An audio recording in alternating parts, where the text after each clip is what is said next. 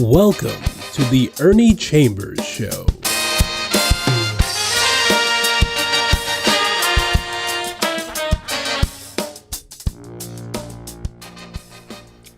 Brothers, sisters, friends, enemies, neutrals.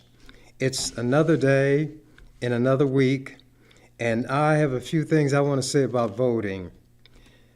We as a people, and it involves white people too, but us to a greater extent, we do not vote in the numbers that we should.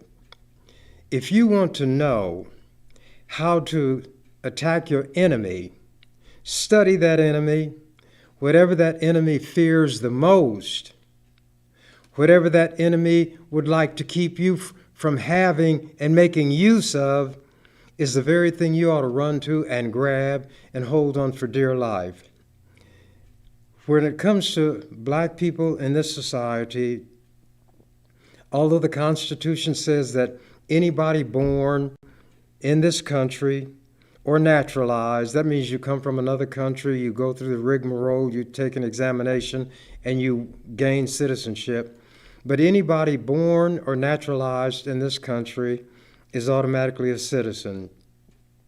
That does not and never has applied to black people. If it did, we wouldn't need special so-called civil rights legislation, anti-discrimination, laws at the state and federal level which are designed to give to us a small amount at least of what white people can take for granted. Voting is what the enemy, and by that I mean somebody who in a systematic way does things to harm us as a people. The thing that the enemy fears the most, and has demonstrated it throughout society and throughout history, is the vote. These white people want to get into office. They know where the seat of power is. They know where the buttons are that people in power push and things happen. If I'm a big shot running a corporation, I will sit behind my mahogany desk, a high-back chair, look very important, but under my desk, I have a panel of buttons that I can tell which is which just by feel. And they are buttons that are connected to something. There are wires that run from these buttons. And if I push button A, there are screens, there are receptors that light up or make sounds somewhere. And if you looked at all of these different wires that all of these big shot white businessmen have, and you were able to draw a very thin line representing each one of those wires, and take a map of the United States and have all of those wires represented, it would look like a spider who was drunk had been weaving a web, single strand fashion, all over the country, then outside of the country. In other words, they push buttons and something happens. We push a button, and if the doorbell does ring and somebody looks out and sees it's us, they either don't open the door or they slam it in our face. I'm speaking metaphorically now in some instances. White people have not been as afraid of us getting jobs as they are of us voting, because once we get into the company, they can control us. We can go no farther, no higher than they desire to have us go. They can lay traps and do tricks that will justify them in firing us if we get out of line. They want us to be such toms that we can step on the boss's shoe without disturbing the shine. They want us to be such pussyfooters that you could stretch a piano keyboard from the Atlantic Ocean to the Pacific Ocean, in other words, all the way across the United States, and we could dance across that entire keyboard without striking a note. those are the kind of people who make it to some extent if they're of our complexion, of our derivation, because there are some people light enough to, quote, pass, unquote, for white, but they choose not to. They know that somewhere in that family tree, somebody crossed the line. So we have a set of circumstances where that enemy does everything to keep us from having power. Voting is what that weapon is. When there were black and white young people demonstrating around the country after George Floyd was murdered on television, I participated in some of those, they called them marches or whatever they called them, and I did it so that at some point they would stop and I would have a chance to address them. I would tell them, sometimes we'd wind up at the courthouse. We'd be in the courtyard of the courthouse, and I would say, look at that big gray building over there with those windows. Behind those windows are offices. In those offices are politicians. They look out the windows and they see all of these young people here. But your mere presence doesn't bother them. The police will keep you from reaching them, so they fear nothing physical. What they will do is check the voter rolls. Are these young people now registering to vote? Have they come to understand where real political power lies? If the registration rolls don't increase, they'll let you march until you wear holes in the bottoms of your shoes. They give the police a chance to practice their rhythms on your head with a nightstick. They can use various canisters of various chemical substances to get as close to you as they can and squirt it in your face, hopefully from their view, in your eyes. You have the numbers, but they're numbers without power or force. This is a highly politicized society.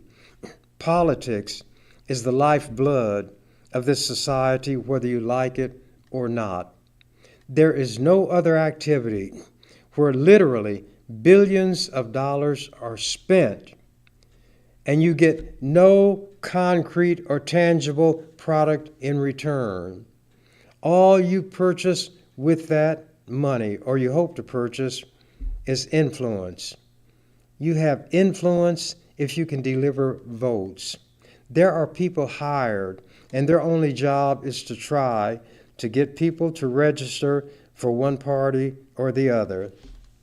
So let's say that the message gets through that registering is important. The next thing the politicians will do is see the increase of registered voters because they have access to this information, the numbers. They want to watch the turnout. Do these registered people signify those who will vote? And when the voting turnouts are low, politicians can ho-hum and forget you. In this society, young people like to see themselves as the generation that will save the country. If you don't get some political clout, your voice is a sounding brass and a tinkling cymbal. Nobody is going to listen. And that guy called, or known as St. Paul the Apostle, said in 1 Corinthians, the 13th chapter, though I speak with the tongues of men and angels, and have not charity, which meant love, my words are a sounding brass and a tinkling cymbal. If you register but you don't vote, everything you say is a sounding brass and a tinkling cymbal, and you wonder why politicians won't listen to you when you turn out in large numbers. The power resides in the vote. What your enemy fears the most, what your enemy does the most to keep you from obtaining is the very thing, as I said earlier, is the thing you ought to run to and grasp and hold on for dear life. We as black people have never voted in the numbers that we should. There are people who literally laid their lives on the line and died to vindicate the right of black people to register and vote. White people have always taken care of their own. In the southern and rural areas of this country in the earlier days, white people could not read or write. But they would have black people meet the requirement to read and write. So if you could read, they would ask you to read, then quote from memory, the first 3 articles of the United States Constitution.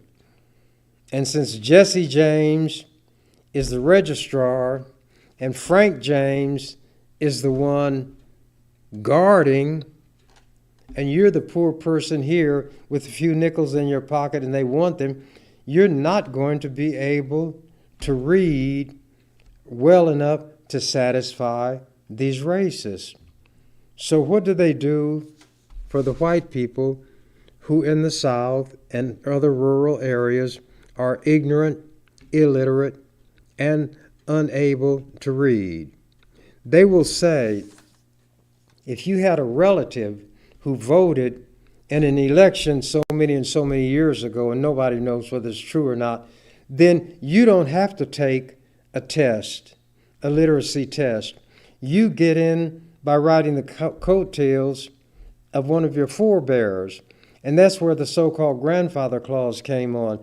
If your granddaddy did it, that automatically entitles you to do it. This is the way white people take care of their own and let that power flow even though they don't reach the standards that they set for us. Let's say that you could pass the reading test, whatever it was.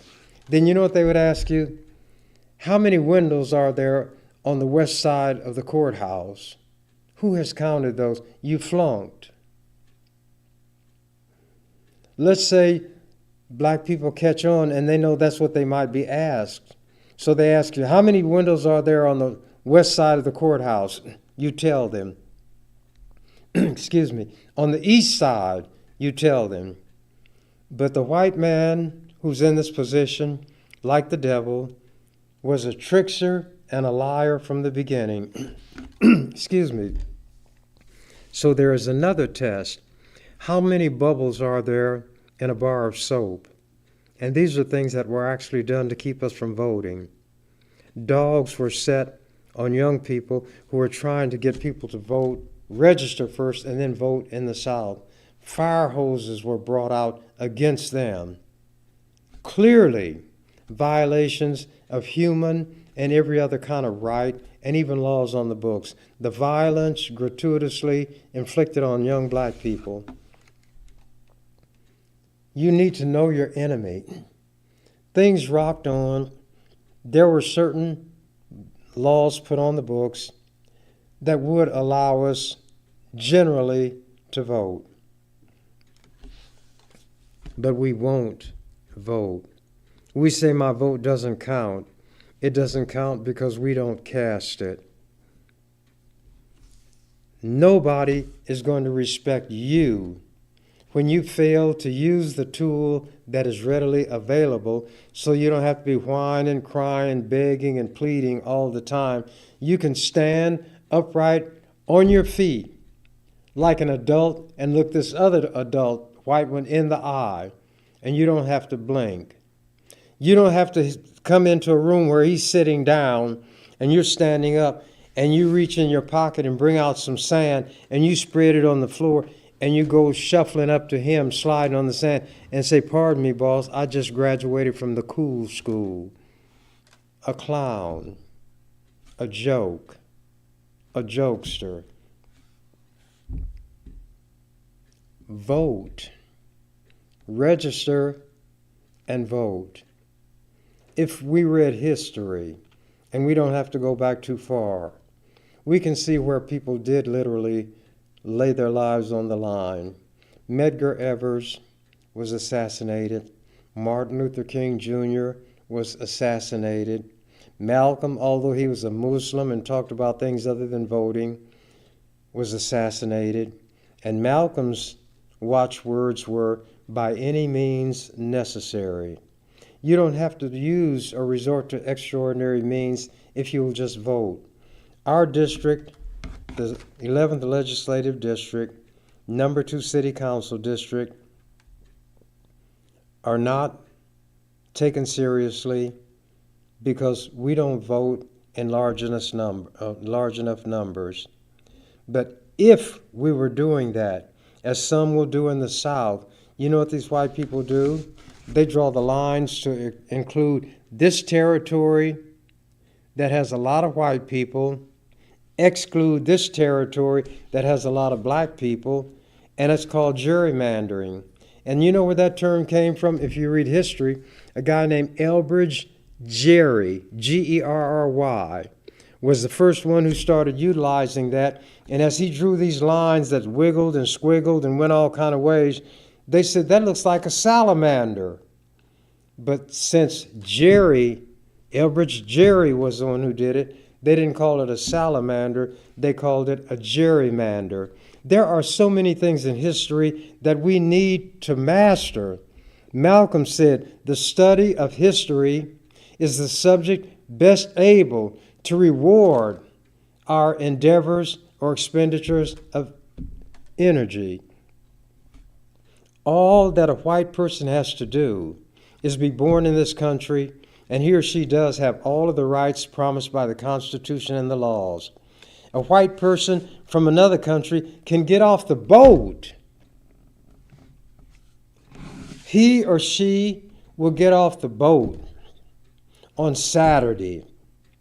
Then Monday, he or she is your boss because he or she can become a citizen. They have to go through some steps, but I'm doing this to make a point. White people take care of their own. White people, though, are outnumbered on this planet. I'm not going to go off into that because I would take more time on that and not make the point. When I got sent to the legislature by wise black people, I wore sweatshirts and jeans. And when white people ask me, why did I dress that way? I say, well, if you'd worry less about how I dressed and more about the rules and the way that I study the rules, you would do better than I do. But let me tell you this. Before I came here, and while I'm here, I'm a barber. If what I wear is suitable and good enough for the people who give me my living, certainly it's good enough for people down here who are going to show themselves to be my enemy. So don't worry about how I dress. You pay attention to the rules. And I became a master of the rules. I became known as the King Cobra. And my mantra was, the King Cobra, does not waste venom on dead or fleeing things. So if a bill came up for a vote and it made no difference one way or the other, I wouldn't say anything, and people would ask me, why didn't you say anything? I said there's no need to because it's a pee-wee bill. It doesn't mean anything. If it passes, then come see, come saw. If it doesn't pass, come see, come saw.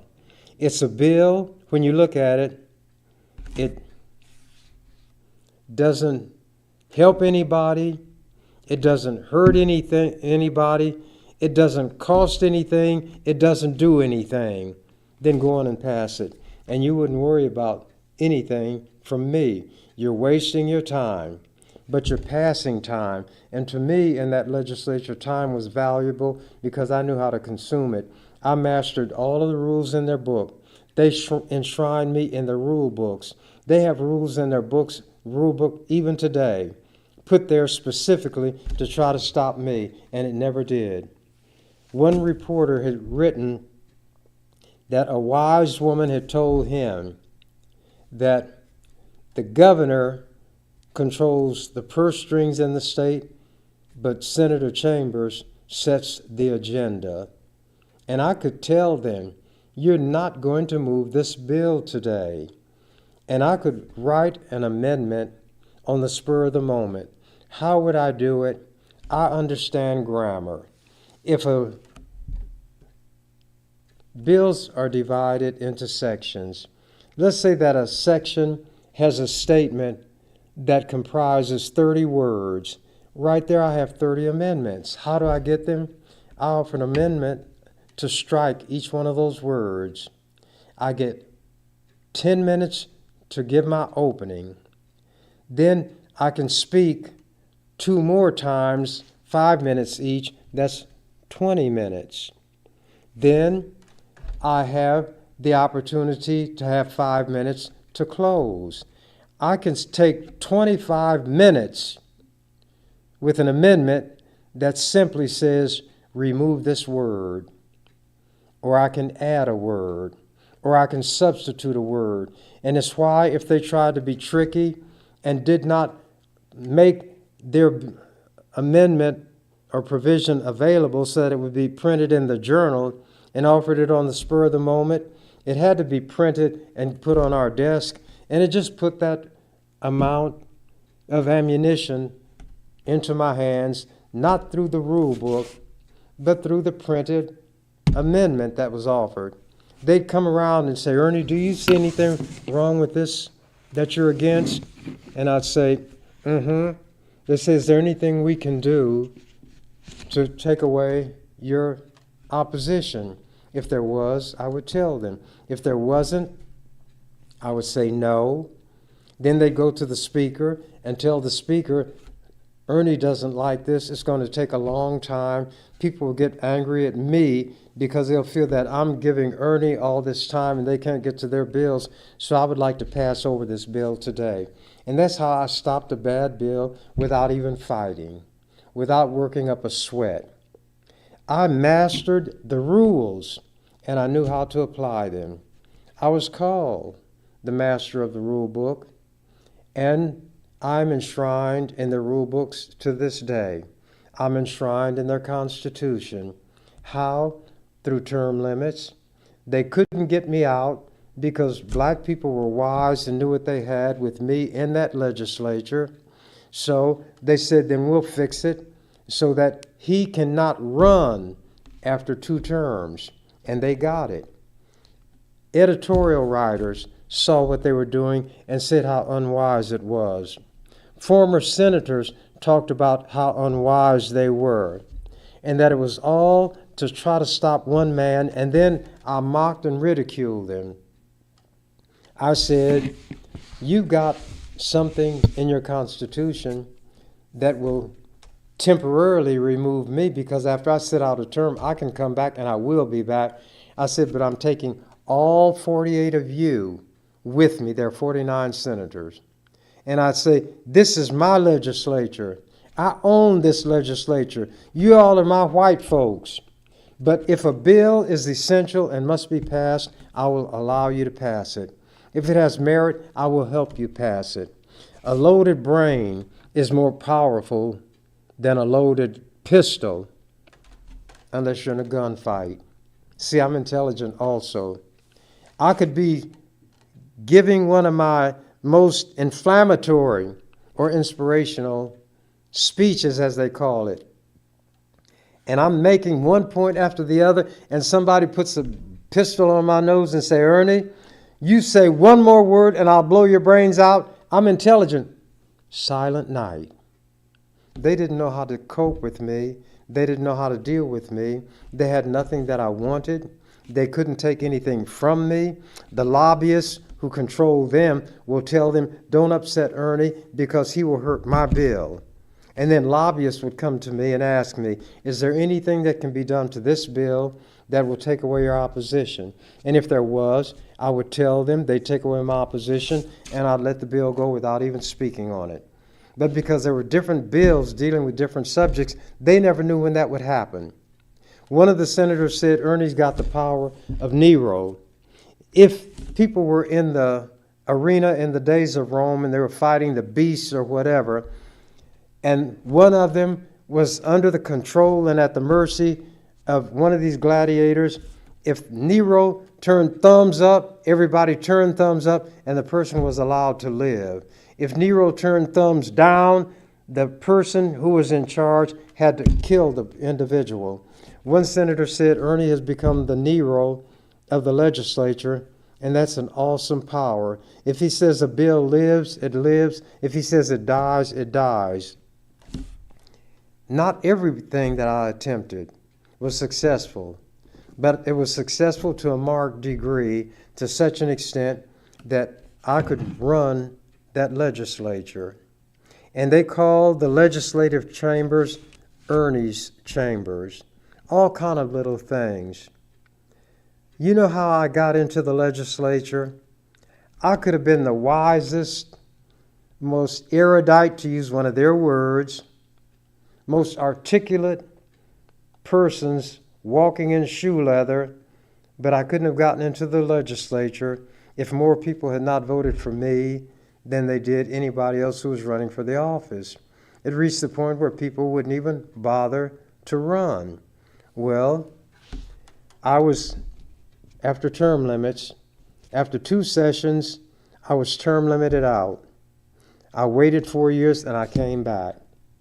And the first thing out of my mouth was the words, before I was so rudely interrupted by term limits. People began to say how it was a high cost to pay to try to stop one person and you got term limits. I said, right, because when I go, I'll take 48 of them with me, and then I'll be back. I served 2 more years. I was term limited out. By the time that 4-year term was over, and at that time I told people that if my health was good and my mind was clear, I'd consider it. They took that as a promise to run again. But the promise being made must be kept. If I was not clear enough and the people that I care about took it as a promise, and maybe they were playing a trick on me because they wanted me back down there, I said, if that's what my words conveyed to you, then I'll keep my word. And a few days before the deadline for filing for the legislature, I filed again. Well, the Democratic Party didn't like that because the person who is there, and by the way, he got there when I was term limited out because I endorsed him. I had known nothing about him, but he was a young man. He was going to law school. He was a champion wrestler, which meant he had some heart, because on the mat it's just you and that other person. It's not like a team sport where if you mess up, other people make up for it, and it doesn't make that much difference. He was going to law school. I was going to law school while I was in the legislature, and even before. So when I looked at the other ragtag and bobtail people running, and there were those who had sold out numerous times, I endorsed him and he won. Well, now the piper must be paid. The people in this district, and I don't mean 1 or 2, said you got to run because while you were not there, all kinds of crazy things happened in the legislature. COVID-19 occurred, and that was occurring before I got out through term limits. And that's a word that tells you information. So COVID-19 is like a code that tells you when this particular branch of virus came into being, the year that it came into being, and that's where COVID-19 came from. If you look at things, you see that there is a logic to it. So I got all of my shots. Every shot, well, 2 of them, a shot and a booster. When I got them, I would drop down and do one time 25 push-ups, another time 30, just to show them that I was in good health. I wasn't taking the shot because I was sick right then and had to try to get well. Prevention is better than cure. Don't get sick in the first place. So every time I got my COVID shot, I notified the media, and they wanted to be there.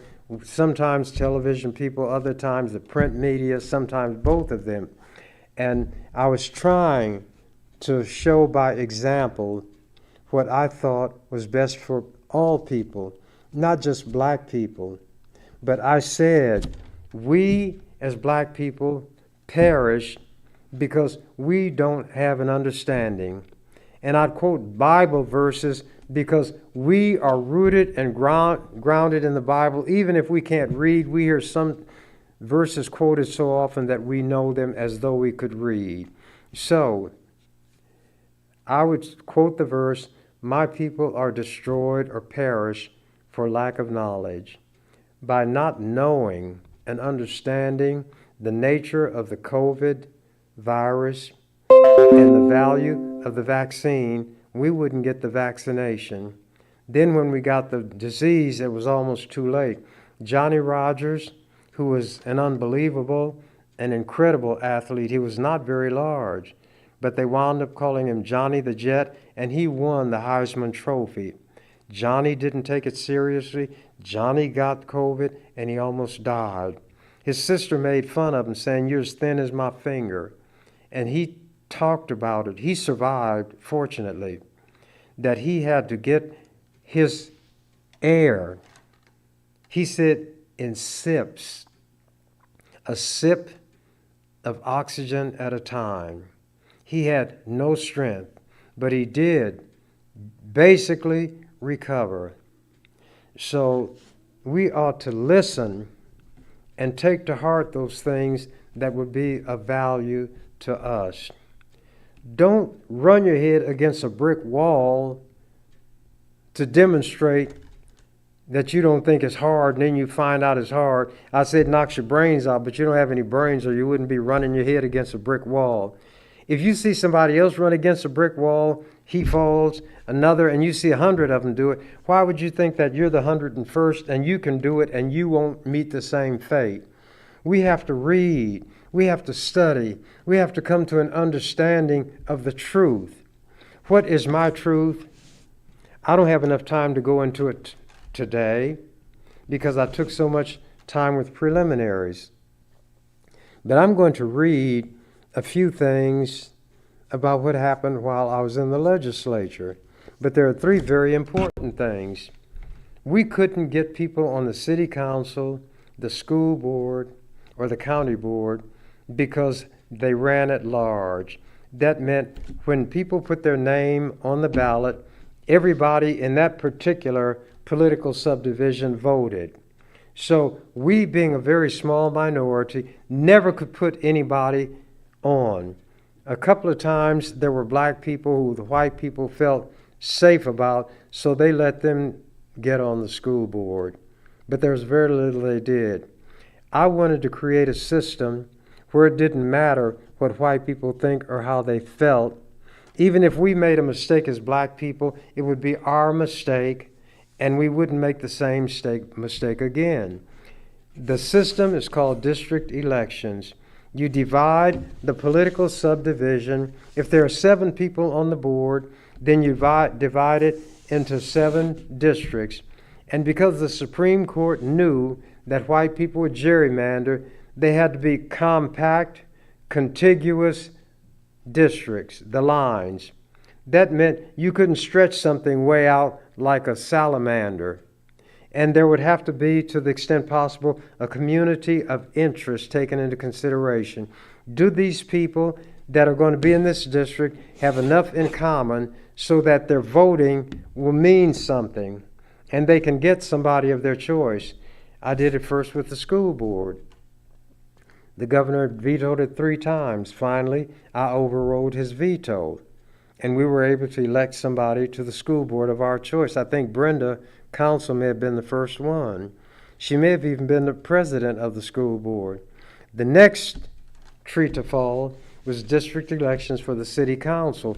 That was even more difficult because it involved politicians. They made decisions where developers and other people who spent a lot of money wanted to control a majority of the people on the city council. So since the running for the position was at large, they could put money into a few people's campaigns, and those people would win. And that's how these big interests controlled everything.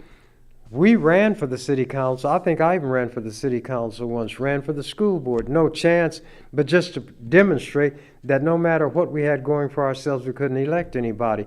That bill also was vetoed several times. But I'm going to tell you how I lucked up on it. I lost a bill that meant a great deal to me. People think that the only time I got a bill passed to abolish the death penalty was a few years ago. In 1979, I persuaded the legislature to vote to abolish the death penalty, but a governor named Thone vetoed it, and I couldn't get enough votes to override his veto. My city council bill came to his desk, and the prior governor had always vetoed it. This particular white governor had people come to him and say, "You can't do this to the same man twice, and everybody will see what you're doing." So, whereas he vetoed my death penalty bill, it was like a trade, quid pro quo. He vetoed that, but he allowed my district election for city councils to pass. The last of the three, of the Trinity, was the Douglas County Board. The county is much larger, and there were not as many people on the county board. The districts would be larger, but the black people would be concentrated in one district, and if whoever wanted to run for that particular district, even though there were white people in it also, could marshal the votes of enough of the black people, they could get elected. And that happened. A black woman was the first one of our complexion, of our racial derivation, to get on this county board. The same thing had happened with the school board, and it may have happened with the city council. But Brenda had gotten on the city council too. Then she ran for mayor and came within a few hundred votes of beating Hal Dobb, but she couldn't quite make it over the hump. And to run for mayor, it's citywide. This year, there's a black man who's going to run for mayor against Gene Stothert, and his last name is Ewing. You might know some Ewings who live in Omaha, and I'm going to support him. I told him that.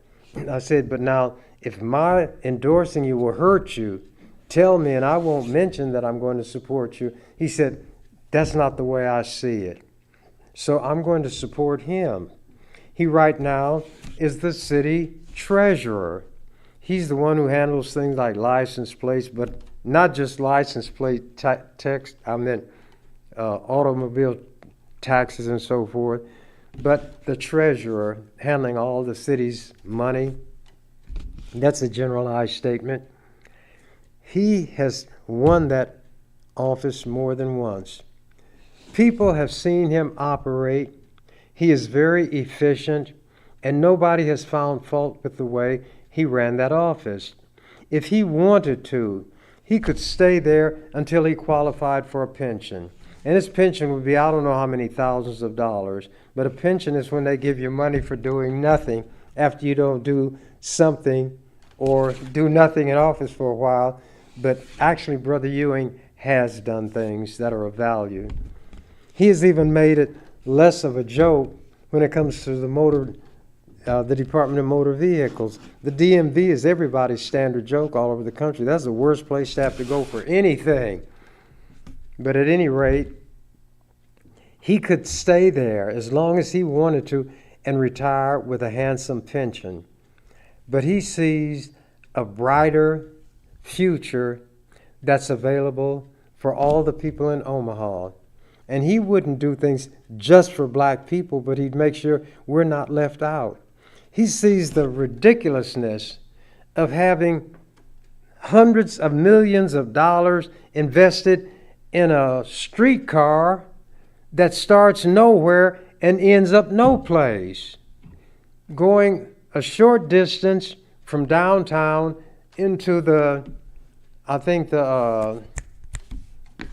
county hospital or someplace, or the medical center, Who is going to be going there? And it would justify not only the expenditure of all this money, but the reconfiguring of streets and so forth. So she has shown that she's at the beck and call of a lot of people who have money and not our interests. We don't have good bus service in our community now, so she has all these hundreds of millions of dollars spent to make a streetcar line that starts nowhere and ends nowhere. So I'm going to support Brother Ewing, and that's what we have to learn how to do. So I'm getting to the end of my time, and I didn't go where I really wanted to go. I was going to talk about the Palestinians and what is happening to them at the hands of the Israelis, but how the International Criminal Court is going to issue an arrest warrant for Prime Minister Netanyahu and also the person who is the head of Hamas for violating human rights and the kinds of engaging in the kind of conduct that violates international law.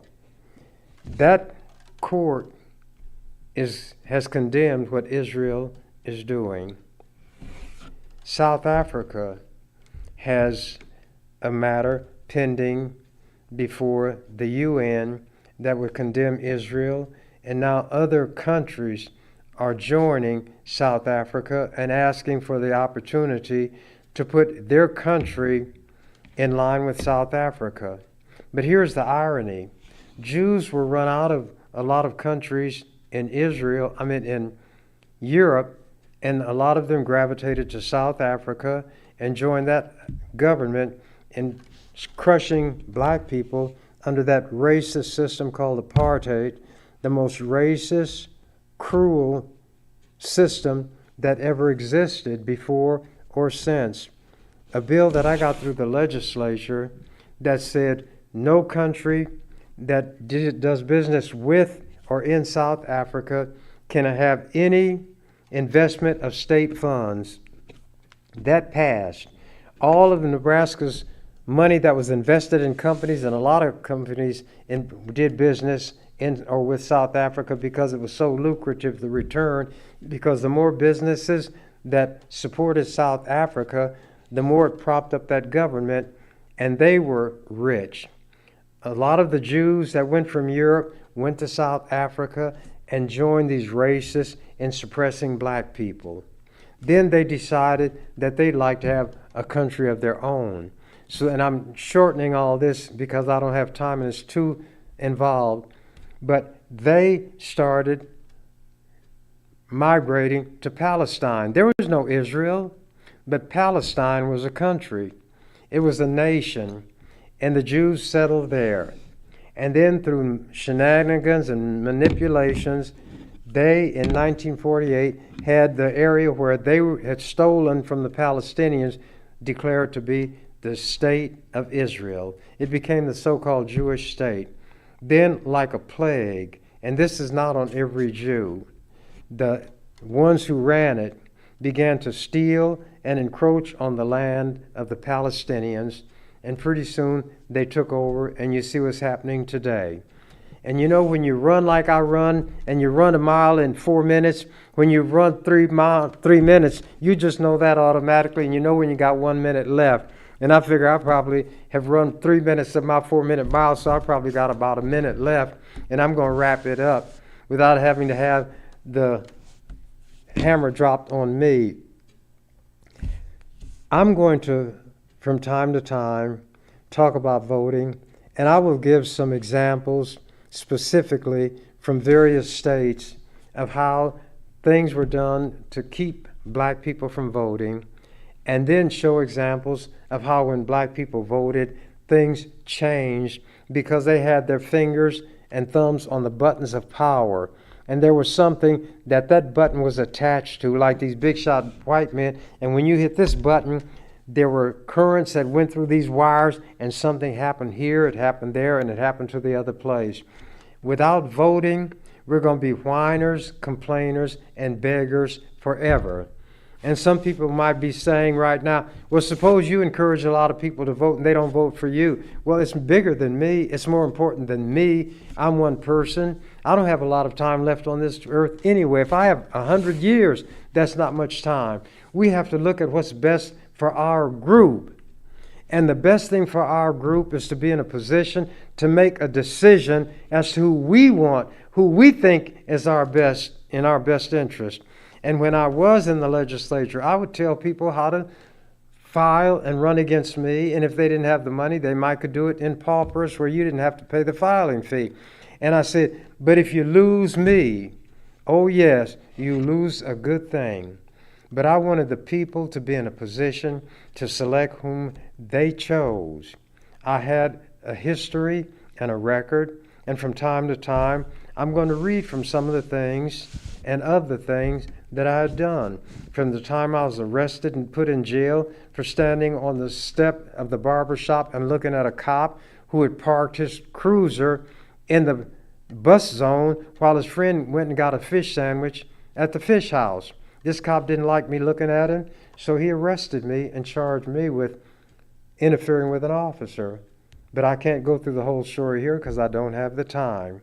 But those are some of the things I'll mention. The bills that I got passed, the changes that I brought into being, and people thought once they were in place for a while that they'd always been there. So I'll be listing the kinds of things that I did while I was there, and my mind is still clear, my health is good, and somebody can catch me on the street, and if the ground not too dirty, say, Ernie, drop down and give me 25, and I'll give them 25 push-ups. And I'll say, I'm 86. July 10th, I'll be 87. One more year, and I'll have as many years to me as there are keys on the keyboard of a piano. I'm not embarrassed by my age. I'm not ashamed of my age. I think I carry my years well. And if my mind was slipping, I would know it. If my health was bad, I would know it. And I wouldn't want my community to buy a pig in a poke, meaning something that they don't know what it is, but they hope it's good. So my time now is just about out, and I thank you for yours. So I will say what the canary said when he found out that the cage on the door on the cage was open. I'm out of here. You've been watching The Ernie Chambers Show. If you'd like to leave suggestions, email us at ewcfacts@gmail.com. That's ewcfacts@gmail.com. This is an EWC Communication production.